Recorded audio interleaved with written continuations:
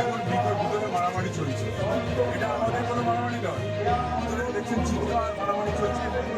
সরকারি যারা স্টাফেরা সেই ভোর 4টে থেকে এখনো আছে, এতটাই মানে নির্মম মমতা এই 4টে থেকে পর্যন্ত খেতে দেয় চিৎকার করছে। আর এই নির্বাচনের ফলাফল আপনাকে দেখিয়ে দিচ্ছে, দেখে নিন, এটা হলো নির্বাচনের ফলাফল। দেখতে পেয়েছেন? শূন্য।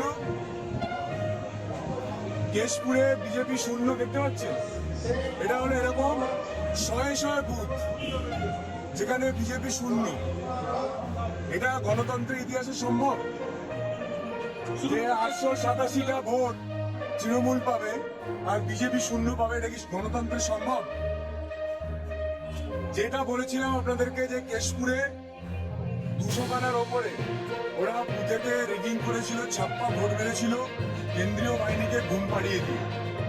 আমি বরাবর বলেছি, আপনারা প্রথমে বলেছেন যে আপনি কেন্দ্রীয় বাহিনীর নামে অভিযোগ করছেন। আমার অভিযোগটা মিলল কি মিলল না? কেন্দ্রীয় বাহিনী যদি না ঘুমাতেন তাহলে কি শূন্য হতে পারত?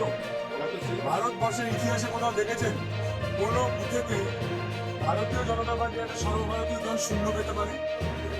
চোখের সামনে দেখাচ্ছি, দেখে নিন। এটা পশ্চিমবঙ্গ, এটা কেশপুর, যেখানে শূন্য পেয়েছে বিজেপি, শূন্য। কেন্দ্রীয় বাহিনীকে ঘুম পাড়িয়ে দিয়ে শূন্য পাইয়ে দিয়েছে, রসগোল্লা পাইয়ে দিয়েছে।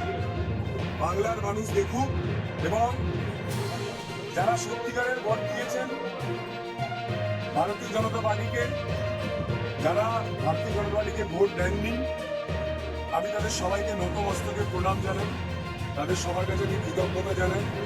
আর যারা এরকম শূন্য দিয়ে গণতন্ত্রকে অপমান করেছেন তাদের বিরুদ্ধে আমার লড়াই জারি থাকবে। এই লড়াই শুরু হয়েছিল ঘাটাল দিয়ে, কেশপুর দিয়ে। এই লড়াই ততদিন থামবে না যতদিন না এই দুর্নীতির বিরুদ্ধে আমি লড়াই করে এদেরকে পরাজিত করব। আমার তো লড়াই ব্যক্তি বিশেষ লড়াই ছিল না, আমার লড়াই ছিল দুর্নীতির বিরুদ্ধে, আমার লড়াই ছিল চোরেদের বিরুদ্ধে। সেই লড়াই আমার চলবে।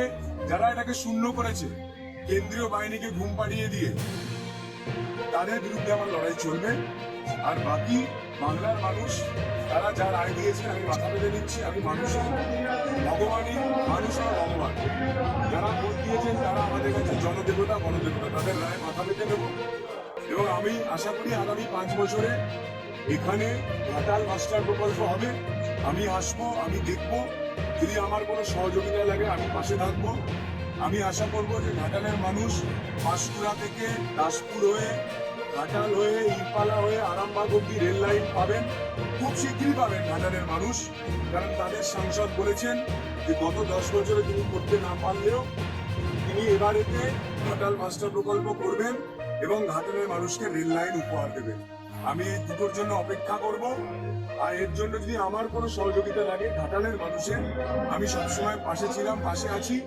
দেখুন, আগে দেখেছেন আপনারা প্রার্থী হেরে গেলে বাড়ি পালিয়ে যান, আমাকে দেখেছেন। আমি কিন্তু শেষ অব্দি, আমার শেষ রাউন্ড হয়েছে, হাতে আমি পেয়েছি।